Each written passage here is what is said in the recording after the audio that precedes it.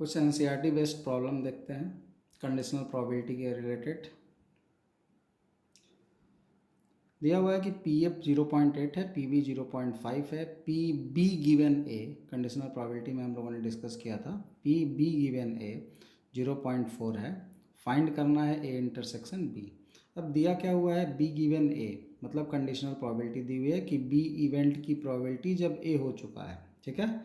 तो यहाँ हमको ए इंटरसेक्शन बी अगर निकालना है तो उसके लिए हमको फार्मूला पता है कि हम चाहें तो लिख सकते हैं कि probability of B given A is equal to probability of A intersection B upon probability of A, ये फार्मूला होता है। अब इसमें हमको A इंटरसेक्शन B फाइंड करना है, ये और ये वैल्यू हमको पता है। तो देखो B गिवन A 0.4 है तो ये हो गया 0.4 is equal to P A intersection B, और नीचे अपने पास क्या दिया हुआ है, 0.8 दिया हुआ है तो यहाँ लिख देंगे 0.8। अब इसकी वैल्यू निकालनी है, दोनों को मल्टीप्लाई कर देंगे तो P A intersection B is equal to 0.8 into 0.4 is equal to 0.32, ये आपका रिजल्ट हो जाएगा। ऐसे ही अब ए गिवन बी निकालना है, ये भी निकल जाएगा, ये पहले क्वेश्चन का रिजल्ट हो गया। दूसरा क्वेश्चन अगर निकालना है पी ए गिवन बी, तो पी ए गिवन बी के लिए फार्मूला हम लोग क्या लगाएंगे, P A intersection B upon P B, ये हमको पता चल गया ऊपर से, अभी हमने इंटरसेक्शन बी निकाल लिया तो 0.32 और पी बी की वैल्यू अपने पास पता है 0.5, तो यहाँ पर कितनी वैल्यू हो जाएगी, ये हो जाएगी 32/50, ठीक है। अब ये सिंप्लीफाई कर लेना तो 16/25 और सिंप्लीफाई करके डेसिमल में निकालना होगा तो डेसिमल में भी निकाला जा सकता है, तो ये डेसिमल में भी फाइंड किया जा सकता है। आप इसको भी निकाल लीजिएगा। यहाँ पर ए यूनियन बी का जो फॉर्मेट है, ए यूनियन बी अगर निकालना है तो ए यूनियन बी के लिए तो फार्मूला अपने को पता है, सीधा सीधा क्या फार्मूला यूज हो जाएगा, ए यूनियन बी का फार्मूला होता है probability of A union B is equal to probability of A plus probability of B minus probability of A intersection B. अब प्रोबेबिलिटी ऑफ ए अपने को पता है 0.8, प्रोबेबिलिटी ऑफ बी पता है 0.5, probability of A intersection B हमने ऊपर निकाल लिया 0.32, दोनों को ऐड कर लीजिए तो ये हो जाएगा तुम्हारा कितना 1.3 माइनस 0.32, सब्ट्रैक्ट कर लीजिएगा, ये आपका रिजल्ट हो जाएगा। ऐसे यहाँ पे अगला जो एग्जाम्पल हमने ले रखा है एनसीईआरटी बेस्ड, अभी हम लोग एग्जाम्पल्स कर रहे हैं, इसके बाद हम लोग जेई के कुछ क्वेश्चंस करेंगे। जेई के कुछ क्वेश्चंस हम लोगों ने ऑलरेडी टॉपिक पढ़ते समय किया भी था कंडीशनल प्रोबेबिलिटी का। कुछ एनसीईआरटी के क्वेश्चंस भी बता दिए जा रहे हैं ताकि बोर्ड के लिए भी आपका प्रिपरेशन साथ में चलता रहे। यहाँ पे कह रहा है कि 2 कॉइन आर टॉस्ड वंस, ठीक है, 2 कॉइन को एक बार टॉस किया जा रहा है। 2 कॉइन को एक बार टॉस किया जा रहा है मतलब आपका एक्सपेरिमेंट जो हो गया उसका सैंपल स्पेस कितना हो गया, 2 कॉइन टॉस करने का मतलब आपको सैंपल स्पेस क्या मिलेगा, आइदर बोथ हेड, या तो हेड टेल मिलेगा या टेल हेड मिलेगा या तो दोनों टेल मिलेंगे, यही आपका सैंपल स्पेस होगा। सैंपल स्पेस की टोटल संख्या 4 होगी, number of element in sample space कितने हो जाएंगे, 4 हो जाएंगे। ये तो एक्सपेरिमेंट हो गया, टोटल आउटकम हमने लिख लिया। अब इवेंट क्या कह रहा है, ई कह रहा है, ई इवेंट क्या कह रहा है, टेल अपीयर्स ऑन 1 कॉइन, एक कॉइन पे टेल आना चाहिए, टेल अपीयर्स ऑन कॉइन, एक कॉइन पे टेल आना चाहिए। एक कॉइन पे टेल आने का क्या मतलब हुआ कि ये दोनों हमारा इवेंट होगा जिसमें एक कॉइन पे, एटलीस्ट एटमोस्ट नहीं बोला है तो एग्जैक्टली एटलीस्ट बोलता कि कम से कम एक कॉइन पे टेल आना चाहिए तो ये तीनों लेते, अधिक से अधिक एक पे टेल आना चाहिए तो ये दोनों लेते या इसको भी लेते, अधिक से अधिक में किसी पे नहीं आया वो भी इंक्लूड हो जाएगा। इसने कह दिया केवल टेल आना चाहिए एक कॉइन पे, एक कॉइन पे टेल आने का मतलब एग्जैक्टली 1 की बात करेंगे तो इवेंट ई के अंदर हमारा एलिमेंट एच टी हो जाएगा और टी एच हो जाएगा। ऐसे ही अगर हम एफ़ लिखेंगे तो एफ़ के लिए क्या हो जाएगा, ये जितने भी एग्जांपल्स हम ले रहे हैं सारे एनसीईआरटी के क्वेश्चंस हैं, प्रैक्टिस करने के लिए आप इसको देख सकते हैं। One coin shows head then, एक कॉइन क्या है, हेड होना चाहिए, एक कॉइन पे हेड, एक कॉइन पे हेड किस में आ रहा है, एक कॉइन पे हेड भी इन्हीं दोनों में आ रहा है, मतलब हेड टेल और टेल हेड यहाँ पर मिल जाएगा। हमको निकालना क्या है, probability of E given F निकालना है। इसका फार्मूला हम लोग जानते हैं कंडीशनल प्रोबेबिलिटी का, ई intersection F upon P F होगा फार्मूला। अब ई इंटरसेक्शन एफ की प्रोबेबिलिटी निकाल लो, ऊपर रखनी है। अब बताओ जरा प्रोबेबिलिटी ई इंटरसेक्शन एफ कितना होगा। ई इंटरसेक्शन एफ मतलब number of element in E intersection F upon number in sample space. अब ई इंटरसेक्शन एफ में कितने एलिमेंट होंगे जरा देखो, ई इंटरसेक्शन एफ, ई और एफ का इंटरसेक्शन करोगे तो क्या आएगा, ये दोनों के दोनों कॉमन है, तो ई इंटरसेक्शन एफ में कितने एलिमेंट आएंगे, 2 एलिमेंट आएंगे। देखो दोनों में कॉमन एलिमेंट जो होंगे वो लेना है, तो दोनों ही तो कॉमन ही है, और टोटल 4 हो गया, तो कितना आ गया, 1/2 आ गया। अब प्रोबेबिलिटी ऑफ एफ भी निकाल लो, क्योंकि यहाँ हमको जो फार्मूला है उस फार्मूले में इन्हीं दोनों को रखना है, ये तो ऊपर वाला आ गया। Probability of F, F probability मतलब एफ में कितने एलिमेंट हैं, मतलब प्रोबेबिलिटी ऑफ एफ का मतलब N F upon N S, तो एन एफ में 2 एलिमेंट है, एन एस में 4 है, तो फिर से यहाँ पर 1/2 आ गया।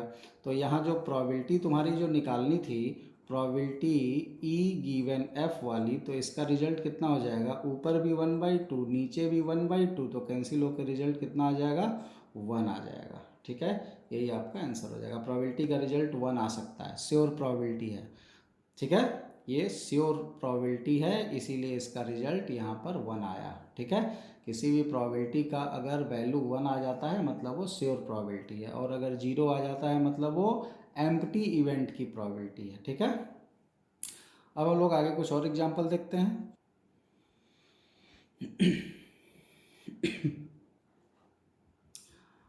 यहाँ पर ये एग्जांपल ध्यान से ज़रा देखिए।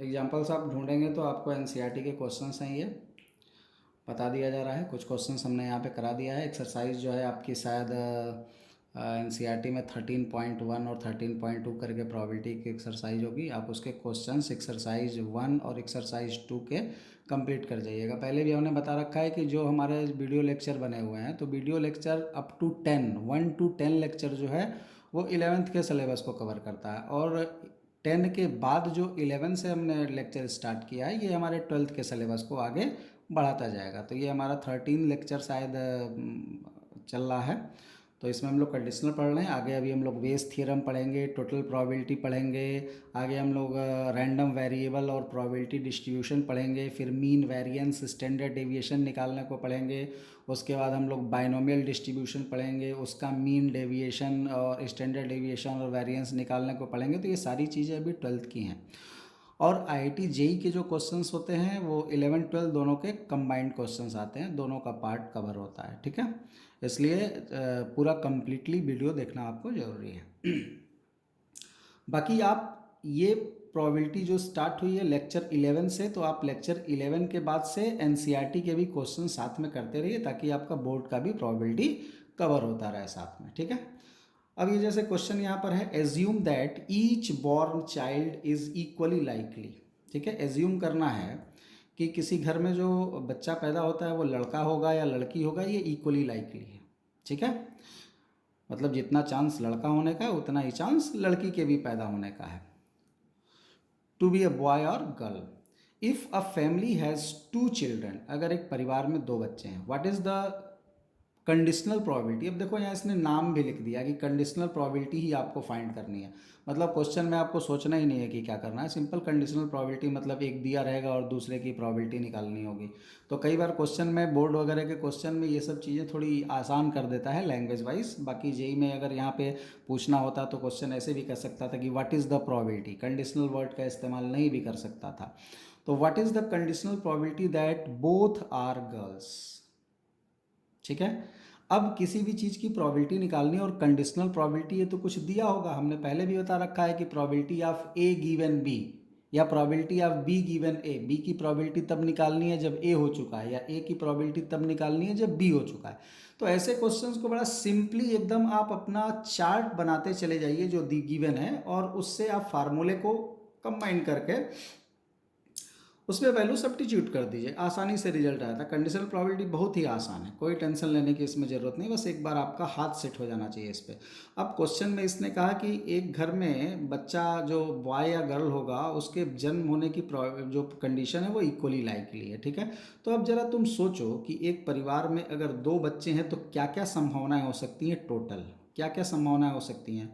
हो सकता है कि दोनों लड़के हों, हो सकता है कि बड़ा वाला लड़का हो छोटी वाली लड़की हो सकता है कि बड़ी वाली लड़की हो छोटा वाला लड़का हो, या हो सकता है कि दोनों की दोनों लड़की हों। इसके अलावा और कोई कंडीशन पॉसिबल नहीं है।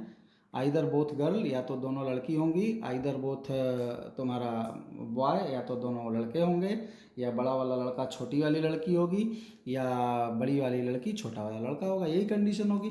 हमें प्रोबेबिलिटी किसकी निकालनी है, अपने को प्रोबेबिलिटी निकालनी है दैट बोथ आर गर्ल, दोनों लड़की हैं, इसकी प्रोबेबिलिटी निकालनी है। लेकिन कंडीशन की प्रोबेबिलिटी निकालनी है हमको, केवल प्रोबेबिलिटी नहीं निकालनी है, कंडीशनल प्रोबेबिलिटी निकालनी है। क्या कंडीशन लगा हुआ है कि इसने दे रखा है कि यंगेस्ट इज गर्ल, ठीक है। जैसे मान लो तुमसे किसी के परिवार के बारे में कोई बात हो रही है और किसी ने तुमको बताया कि यार उस बंदे के 2 संतान हैं, ठीक है, 2 बच्चे हैं उसके यहाँ, और छोटी वाली लड़की है, ठीक है, छोटी वाली लड़की है, बड़े के बारे में कुछ नहीं बताया, तुमको दे दिया छोटी वाली लड़की है। अब तुम्हें ये प्रोबेबिलिटी बतानी है इसकी क्या संभावना होगी कि दोनों लड़कियां होंगी, यानी छोटी वाली लड़की हो गई, अब दोनों लड़की हैं, इसकी क्या कंडीशन होगी, ये तुमको क्वेश्चन करना है पहला। इसमें 2 क्वेश्चन दिए हुए हैं, और दूसरा क्वेश्चन कह रहा है कि एटलीस्ट 1 गर्ल, कम से कम एक लड़की। तो सबसे पहले सिंपल स्पेस निकाला। अब फर्स्ट वाला क्वेश्चन हम करने जा रहे हैं, यहाँ पर फर्स्ट वाला क्वेश्चन हम करने जा रहे हैं। यंगेस्ट इज गर्ल, हमने ई मान लिया, क्या, यंगेस्ट इज गर्ल, छोटी वाली लड़की है। अब छोटी वाली लड़की है तो इवेंट ई जो होगा इसमें कौन कौन सा एलिमेंट आएगा। छोटी वाली लड़की कहाँ कहाँ पे दिखाई दे रही है, देखना, यहाँ पर भी छोटी वाली लड़की है और यहाँ पर भी छोटी वाली लड़की है। देखो सेकंड वाली लड़की है, पहला वाला क्या है उससे मतलब ही नहीं, इसने दे रखा है यंगेस्ट इज गर्ल, छोटी वाली लड़की है। तो छोटी वाली लड़की कैसे कैसे हो सकती है, पहला बॉय दूसरी गर्ल हो जाए, या दोनों की दोनों गर्ल हो जाए, ठीक। और हमें प्रोबेबिलिटी निकालनी किसकी है, प्रोबेबिलिटी निकालनी है हमको कि दोनों गर्ल हैं। तो हम मान लेते हैं एफ क्या मान लेते हैं, बोथ गर्ल, बोथ गर्ल्स, दोनों लड़की हैं, दोनों लड़की हैं। तो उसकी क्या कंडीशन यहाँ पे होगी, एफ में क्या आ जाएगा, दोनों लड़की का केवल एक ही केस बनता है, दोनों जी जी हो जाए, ठीक। अब हमें यहाँ पे क्या निकालना है, प्रोबेबिलिटी निकालना है, दोनों लड़की हैं मतलब एफ, क्या दिया हुआ है कि छोटी वाली लड़की है मतलब ई गिवन है, ये हमको फाइंड करना है इस क्वेश्चन में, ठीक है। अब अगर ये फाइंड करना है तो ये कैसे फाइंड करोगे, तो इसके लिए फार्मूला हमको क्या पता होता है कि पी एफ बाई ई का मतलब probability of F intersection E upon probability of E, यही फार्मूला होता है कंडीशनल प्रोबेबिलिटी का। अब हम यहाँ पे देखो कुछ चीज़ों को फाइंड करेंगे। Probability of E intersection F, तो ई तुमको पता है, एफ तुमको पता है, दोनों का इंटरसेक्शन मतलब दोनों में कॉमन, दोनों में कॉमन क्या आएगा बताओ, देखो ये दोनों में कॉमन है जी जी, तो दोनों के कॉमन एलिमेंट कितने हो जाएंगे, एन ई इंटरसेक्शन एफ कितना आ जाएगा, 1 आ जाएगा। और एन एस कितना है, टोटल सैंपल स्पेस में कितने नंबर हैं, 4। तो प्रोबेबिलिटी जो होगी एफ इंटरसेक्शन ई वो किसके बराबर हो जाएगी, 1/4 हो जाएगी, ठीक है। प्रोबेबिलिटी ऑफ ई क्या हो जाएगा, तो ये बताओ एन ई कितना है, एन ई तुम्हारे पास ई दिया हुआ है 2 है, और एन एस 4 है, तो प्रोबेबिलिटी ऑफ ई क्या हो जाएगा, 2/4 यानी 1/2। अब हमको किसकी प्रोबेबिलिटी निकालनी है, प्रोबेबिलिटी एफ इंटरसेक्शन ई, फार्मूला यहाँ पे हमने लिख रखा है, इसी फार्मूले में वैल्यू पुट कर दो, ऊपर की वैल्यू 1/4, नीचे की वैल्यू 1/2, तो रिजल्ट कितना आ जाएगा, 1/2, ये आंसर हो जाएगा, ठीक है। बाकी ये दूसरा क्वेश्चन आप खुद से करिए, एटलीस्ट 1 गर्ल, ठीक है, खुद से ट्राई करिए, सैंपल स्पेस यही लेंगे। दूसरे वाले क्वेश्चन में भी एटलीस्ट 1 गर्ल, एटलीस्ट 1 गर्ल मतलब कम से कम एक लड़की, तो कम से कम एक लड़की के इवेंट को अगर हम ई मान लेंगे तो उसमें ये तीनों का तीनों आ जाएगा, तीनों में कम से कम एक लड़की, ये तीनों, और बोथ गर्ल में ये आ जाएगा, तो दोनों में कॉमन फिर जी जी हो जाएगा। कोशिश करो। अगला यहाँ पे एग्जाम्पल दिया हुआ है, consider the experiment of throwing a die, ठीक है। एक एक्सपेरिमेंट कंसीडर करना है, क्या है वो, एक डाई फेंका जा रहा है, ठीक। If a multiple of 3 comes up, अगर 3 का एक मल्टीपल आ जाता है, डाई फेंकते हो आप और डाई फेंकने पर 3 का मल्टीपल आ जाए। 3 का मल्टीपल का क्या मतलब समझे? 3 का मल्टीपल मतलब या तो 3 आ जाए या तो 6 आ जाए, ठीक है। तो अगर 3 का मल्टीपल आ जाता है तो throw the die again, die को फिर से फेंक देना है। यानी एक डाई अगर तुम फेंकते हो और 3 या 6 आ जाए तो फिर से डाई फेंक देना है, ठीक है। And if any other number comes, और अगर कोई दूसरा नंबर आ जाता है 3 और 6 के अलावा, मतलब 1 आ जाए या 2 आ जाए या 4 आ जाए या 5 आ जाए, तो ऐसी सिचुएशन में हमको एक सिक्का उछाल देना है। Find the probability of the event that the coin shows a tail given that at least one die shows a 3। Question में कह रहा है कि प्रोबेबिलिटी निकालो किसकी, कि क्वाइन पे टेल है, क्वाइन पे टेल है, इसकी प्रोबेबिलिटी बताओ। Given that at least one die show a 3, और दिया हुआ है कि एक डाई पे 3 आ चुका है, ठीक। तो अब इस क्वेश्चन को अगर करना चाहते हो तो एक चीज़ का ध्यान रखो। अगर ये क्वेश्चन कंपटीशन में पूछा गया होता, अगर ये क्वेश्चन किसी कम्पिटिटिव एग्जाम का क्वेश्चन होता, जेई मेंस का क्वेश्चन या जेई एडवांस का क्वेश्चन या किसी ऑब्जेक्टिव एग्जाम का क्वेश्चन होता, तो हम शायद इस क्वेश्चन को सॉल्व नहीं करते। क्यों सॉल्व नहीं करते? क्योंकि ये सीधा सीधा दिख रहा है कि कंट्राडिक्टरी केस है। ध्यान से समझो, केस कैसा है? कंट्राडिक्ट। अब बोलोगे सर कंट्राडिक्ट कैसा? कंट्राडिक्ट यानी जो पॉसिबल ही नहीं है, मतलब ये जो बोल रहा है ये पॉसिबल ही नहीं है। पॉसिबल ही नहीं है मतलब एम्प्टी हो गया, इम्पॉसिबल हो गया। और इम्पॉसिबल को ही हम लोग बोले थे एम्प्टी, तो यहाँ एम्प्टी मतलब इसका क्या प्रोबेबिलिटी हो जाएगा? 0। अब बोलोगे सर कैसे आपको पता चल गया 0 हो गया? हम इसको सॉल्व करके भी दिखाएंगे, क्योंकि बोर्ड का कंडीशन यहाँ पे बोर्ड के क्वेश्चंस हैं तो आपको बोर्ड में सॉल्व करके दिखाना पड़ेगा। और दूसरा ऑब्जेक्टिव क्वेश्चन अगर ये आ जाए तो हम इसको डायरेक्टली कैसे सोच सकते हैं वो भी बताते हैं। तो ध्यान से देखो, अगर किसी भी तरीके से तुम्हारे डाई पर 3 या 6 आ जाएगा तो तुम्हें करना क्या है? फिर से डाई फेंक देना है। बात समझे क्या? कह रहा है कि if multiple of 3 comes up throw the die again. अगर डाई पर 3 आ गया, इसने कहा कि at least one die show 3, die पर तो 3 आ चुका है और डाई पे अगर 3 आ चुका है तो तुम कॉइन टॉस ही नहीं करोगे, और कॉइन टॉस नहीं करोगे तो टेल आएगा कहाँ से भाई? क्वेश्चन में कह रहा है कि कॉइन पर टेल आए, इसकी प्रोबेबिलिटी क्या होगी अगर डाई पर 3 आ चुका है तो? भैया मेरे, जब डाई पे 3 आएगा तो कॉइन उछालोगे ही नहीं, तो टेल आने की पॉसिबिलिटी बनेगी ही नहीं। बात समझ में आ रही है? अगर तुमने डाई पे 3 देख लिया तो अब अपने को कॉइन से मतलब ही नहीं है, अब तो अपने को फिर से डाई ही फेंक देनी है, और डाई फेंकने पर तो टेल आता नहीं है। हाँ, 3 के अलावा कुछ और आया होता तब हम कॉइन टॉस करते और तब हेड या टेल आने की पॉसिबिलिटी बनती। तो अगर एक डाई पर 3 आ चुका है बच्चा, तो अब कॉइन टॉस ही नहीं होगा, और कॉइन टॉस नहीं होगा तो टेल आने का तो मतलब ही नहीं बनता यहाँ पर। बात समझ में आ गई? इसलिए ये इम्पॉसिबल केस हो गया, और इम्पॉसिबल केस के लिए, इम्पॉसिबल इवेंट्स के लिए हमने बोला था इम्पॉसिबल को ही एम्प्टी बोलते हैं। एम्प्टी इवेंट मीन्स इसकी प्रोबेबिलिटी क्या हो जानी चाहिए? 0 हो जानी चाहिए, तो रिजल्ट इसका 0 हो जाएगा। खैर ये तो जनरल ऑब्जेक्टिव की प्रॉब्लम थी, ऑब्जेक्टिव अप्रोच था। अब इस क्वेश्चन को हम लोग सॉल्व करके देखते हैं कि सॉल्व करने पे क्या रिजल्ट आएगा, ठीक है। तो कह क्या रहा है क्वेश्चन में, जरा सैंपल स्पेस बनाने की कोशिश करो। हमने ऐसे जनरली लिखना है सैंपल स्पेस, आपको वैसे ओरल बता देते हैं। क्या करना है अपने को? एक्सपेरिमेंट में एक डाई थ्रो करना है। डाई थ्रो किया और 3 का मल्टीपल आएगा तो फिर हम उसी डाई को फेंक देंगे, और 1 आ गया तो क्या करेंगे? 1 आ गया तो हम सिक्का उछाल देंगे। 1 आएगा तो क्या करना है अपने को? सिक्का उछालना है। सिक्का उछालना है 1 के साथ, तो 1 के साथ हेड आएगा या 1 के साथ टेल आएगा। बात समझ में आ गई? अगर 2 आ गया तो 2 के साथ भी सिक्का उछालेंगे, तो 2 हेड आएगा या 2 टेल आएगा। 3 आ गया तो क्या करेंगे? 3 आ गया तो फिर डाई ही फेंक देंगे, तो 3 के साथ 1 आएगा, 3 के साथ 2 आएगा, 3 के साथ 3 आ सकता है, 3 के साथ 4 आ सकता है, 3 के साथ 5 आ सकता है, 3 के साथ 6 आ सकता है। 4 आ जाएगा तो क्या करेंगे? 4 आएगा तो फिर सिक्का उछालेंगे, 4 के साथ हेड आ सकता है या 4 के साथ टेल आ सकता है। 5 आ गया तो फिर सिक्का उछालेंगे, 5 के साथ हेड आ सकता है, 5 के साथ टेल आ सकता है। और 6 आ गया तो क्या करेंगे, 6 आ गया तो फिर डाई फेंक देंगे, क्योंकि 6 3 का मल्टीपल है, तो 6 के साथ डाई फेंकेंगे तो 1 आ सकता है, 6 के साथ 2 आ सकता है, 6 के साथ 3 आ सकता है, 6 के साथ 4 आ सकता है, 6 के साथ 5 आ सकता है, और 6 के साथ 6 भी आ सकता है। बात समझ में आ गई। अब हमें क्वेश्चन में क्या कह रहा है अब उसके बारे में सोचो। Find the conditional probability that event, किस इवेंट की, that the coin show a tell.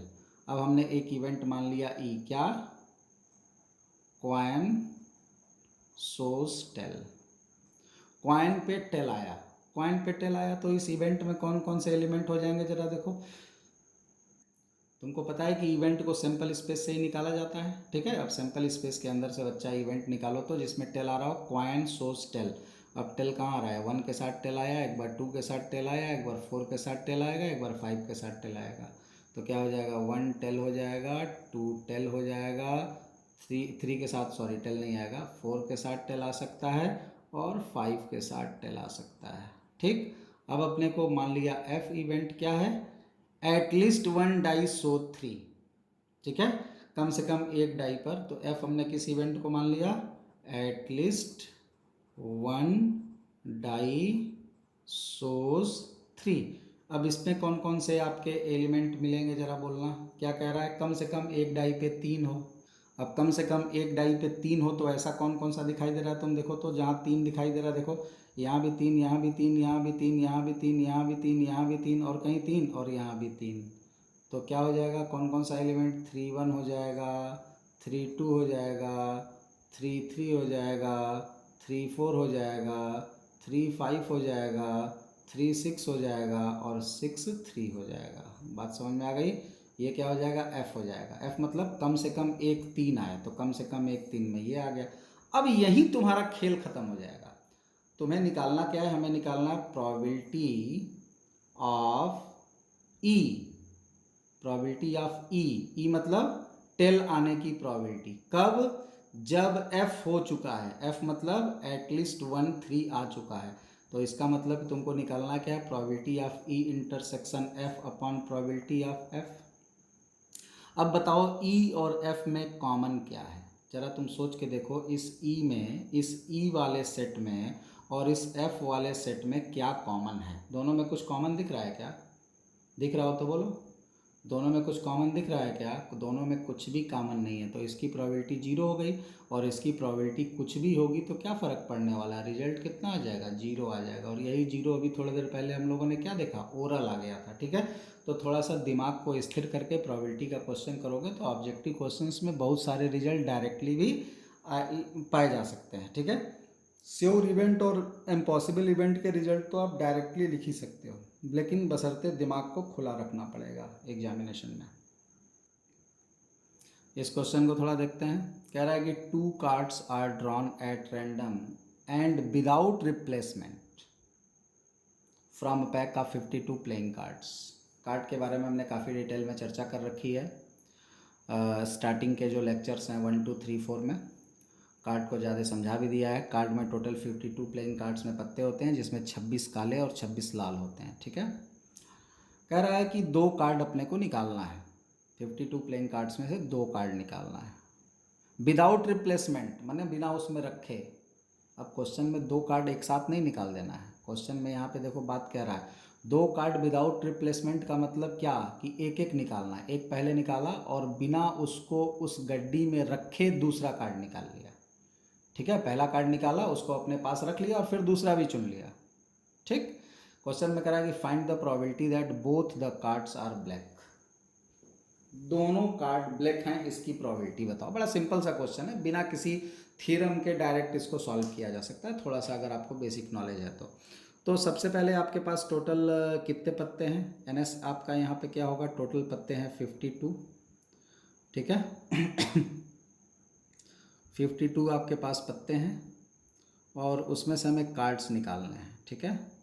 Probability that both the cards are black, तो हम यहाँ पे एनएस मान लेते हैं 52 पहले फ़िलहाल, और उसमें से एक पत्ता निकालने की बात होती है, ठीक है। या डायरेक्टली तुम बिना किसी दिमाग के इस क्वेश्चन को कर सकते हो। मान लो तुमने यहाँ पर सपोज कर लिया क्या, probability of E intersection F.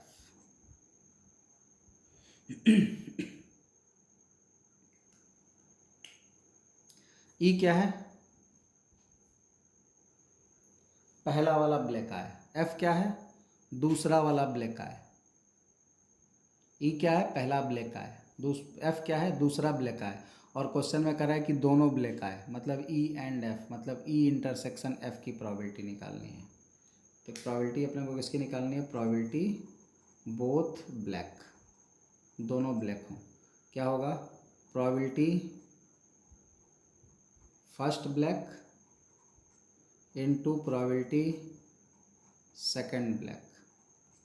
पहला भी ब्लैक हो एंड दूसरा भी ब्लैक हो, एंड मतलब इनटू हो जाएगा। ठीक है, यहाँ पर जो फर्स्ट वाले के ब्लैक आने की प्रोबेबिलिटी होगी वो क्या होगी जरा बताना। फर्स्ट वाले के ब्लैक आने की प्रोबेबिलिटी, स्टार्टिंग में जब तुम पत्ता निकालने जाओगे तो तुम्हारे पास टोटल 52 पत्ते होंगे, जिसमें 26 पत्ते ब्लैक होंगे।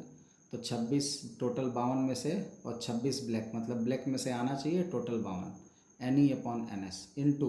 अब सेकंड वाला पत्ता निकालने जाओगे तो सेकंड तुम विदाउट रिप्लेसमेंट का निकाल रहे हो, तो अब तुम्हारे पास टोटल कितने पत्ते बचे? 51। ठीक है, और तुम्हारे पास ब्लैक कितना बचा? 25, क्योंकि 26 में से एक ब्लैक तो निकल चुका है, एक ब्लैक तो पहले ही निकल चुका है। अब सेकंड वाले ड्रॉन में तुम ब्लैक निकालने जाओगे तो तुम्हारे पास टोटल कितने ब्लैक पत्ते बचे? 25 पत्ते बचे, और टोटल पत्ते कितने? 51 है। तो यही दोनों मल्टीप्लाई कर दोगे, रिजल्ट आ जाएगा। तो ये तो 1/2 हो गया सीधे सीधे, तो ये हो जाएगा 25/2 इंटू 51, मतलब हम सीधे लिख सकते हैं 25/101, तो 102, सॉरी देख लेना। तो आप इसको आंसर यहाँ पे लिख सकते हैं। क्वेश्चन को और समझ करके इसको और कर सकते हो डिटेल में। A fair coin and a fair die are tossed. एक फेयर कॉइन और फेयर डाई को फेंका जा रहा है। फेयर कॉइन का मतलब क्या हो गया? Equally likely. फेयर डाई का मतलब क्या हो गया? इक्वली लाइकली, मतलब सबके आने की प्रोबेबिलिटी इक्वल है। 1 आने का भी उतना ही चांस है जितना 2 आने का है, जितना 3 आने का है, जितना 4, जितना 5, जितना 6। हेड आने का उतना ही चांस है जितना टेल आने का है। फेयर का मतलब हमने ऑलरेडी पिछले क्लासेस में डिस्कस कर रखा है। A be the event head on coin and B the event 3 on die. Check A and B are independent event or not. Question को ध्यान से समझो क्या कह रहा है। कह रहा है कि एक कॉइन और एक डाई थ्रो किया। अच्छा बताओ, एक कॉइन और एक डाई थ्रो करोगे तो सिंपल स्पेस क्या होगा? सिंपल स्पेस क्या होगा? कॉइन और डाई थ्रो करोगे तो कॉइन फेंकेंगे तो हेड आएगा, और डाई फेंकेंगे तो 1 आ सकता है। हेड के साथ 1 आ सकता है, मतलब कॉइन पर हेड आ जाए, डाई पे 1 आ जाए। हेड के साथ 2 आ सकता है, हेड के साथ 3 आ सकता है, हेड के साथ 4 आ सकता है, हेड के साथ 5 आ सकता है, हेड के साथ 6 आ सकता है। बोलो। ऐसे ही टेल के साथ 1 आ सकता है, टेल के साथ 2 आ सकता है, टेल के साथ 3 आ सकता है, टेल के साथ 4 आ सकता है, टेल के साथ 5 आ सकता है, और टेल के साथ 6 आ सकता है। बोलो, यही टोटल सिंपल स्पेस होगा। अब क्वेश्चन में क्या कर रहा है? Let A B the event head on coin. तो ए क्या है? कॉइन पर हेड आया। कॉइन पर हेड मतलब ये 6, 1 2 3 4 5 6, देखना कॉइन पे हेड आया। कॉइन पे हेड इसी में ना आ रहा है, तो कितने हो गए टोटल? H1 आ जाएगा, H2 आ जाएगा, ऐसे ही क्या आ जाएगा? H6 आ जाएगा। तो प्रोबेबिलिटी ऑफ ए क्या हो जाएगी जरा बोलना। इसमें कितने एलिमेंट हैं? 6। टोटल कितने एलिमेंट है? 12। तो रिजल्ट कितना हो गया? 1/2। ठीक है, पहला। अब कह रहा है कि बी क्या है? B is event 3 on die. Die पे 3 आए, तो बी डाई पे 3। डाई पे 3 कहाँ कहाँ है? देखो, एक बार यहाँ, एक बार यहाँ। तो क्या है? हेड 3 और टेल 3। ठीक है, अब तो ये बताना ज़रा प्रोबेबिलिटी ऑफ बी क्या होगा। बी की प्रोबेबिलिटी, तो बी में कितने एलिमेंट हैं? 2, और टोटल सैंपल इसमें 12, तो कितना आ जाएगा? 1/6। ठीक है, यहाँ तक कोई डाउट किसी को? अब यहाँ क्या क्या निकालना है? प्रूफ क्या करना है? कह रहा है कि प्रूफ चेक करना है, प्रूफ नहीं करना है। चेक करो कि ए और बी इंडिपेंडेंट इवेंट है कि नहीं। अब ए और बी इंडिपेंडेंट है या नहीं, इसके लिए हम लोगों ने अभी लास्ट लेक्चर में पढ़ रखा था कि दो इवेंट ए और बी अगर इंडिपेंडेंट हैं तो प्रोबेबिलिटी ऑफ, हम यहाँ जानते हैं चूँकि ए एंड बी अगर इंडिपेंडेंट है तो फार्मूला क्या लगता था? ए और बी अगर इंडिपेंडेंट है तो हम लोग फार्मूला लगाते थे probability of A into probability of B किसके बराबर होगा, probability of A intersection B के बराबर। ये हम लोगों ने पढ़ रखा है, A intersection B P A into P B के बराबर होता है। यहाँ पर पी ए आ गया है अपने पास, पी बी आ गया है। अब अगर ए इंटरसेक्शन बी की प्रोबेबिलिटी 1/12 आ जाए, मतलब इन दोनों के प्रोडक्ट के बराबर आ जाए, तो मतलब इंडिपेंडेंट इवेंट है। तो चलो अपन निकालते हैं। अब ये बताओ कि ए इंटरसेक्शन बी क्या होगा।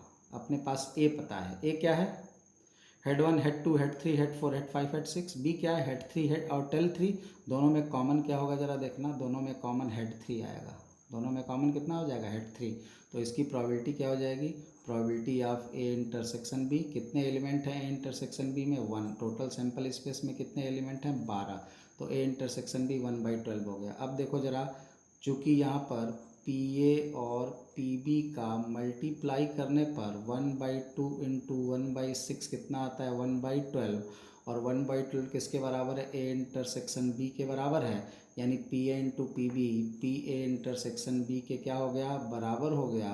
इसलिए हम लोग क्या बोल सकते हैं, हम लोग बोल सकते हैं कि ए और बी कैसा इवेंट है, इंडिपेंडेंट। तो हम यहाँ पर क्या बोल सकते हैं, A and B are independent. बात समझ में आ गई। तो इस तरीके से हम लोग चेक कर सकते हैं कि इवेंट इंडिपेंडेंट है या डिपेंडेंट है। जरा इस क्वेश्चन को देखो, दिया हुआ ए और बी दो इंडिपेंडेंट इवेंट हैं, पी ए दिया है पी बी दिया है, ए एंड बी निकालना है, क्या बोल रहा है। तो आप जानते हो probability of A intersection B को ही हम ए एंड बी बोलते हैं, और ए इंटरसेक्शन बी का मतलब होता है P A into P B. क्यों, क्योंकि दोनों इंडिपेंडेंट इवेंट दिया हुआ है क्वेश्चन में। तो सीधे 0.3 और 0.6 को मल्टीप्लाई कर लेंगे तो 1.8 आंसर हो जाएगा। सॉरी 1.8 नहीं, 0.18 आंसर हो जाएगा, ठीक है। अब यहाँ पर कह रहा है कि A and not B, A and not B मतलब probability A and B not. इसके लिए फार्मूला हमने बता रखा है क्या, P A minus P A intersection B. अब पी ए इंटरसेक्शन बी निकल चुका और पी ए क्वेश्चन में दिया हुआ है, माइनस करके निकाल लेना। ए और बी क्या है, probability of A union B. Formula पता है, probability of A plus probability of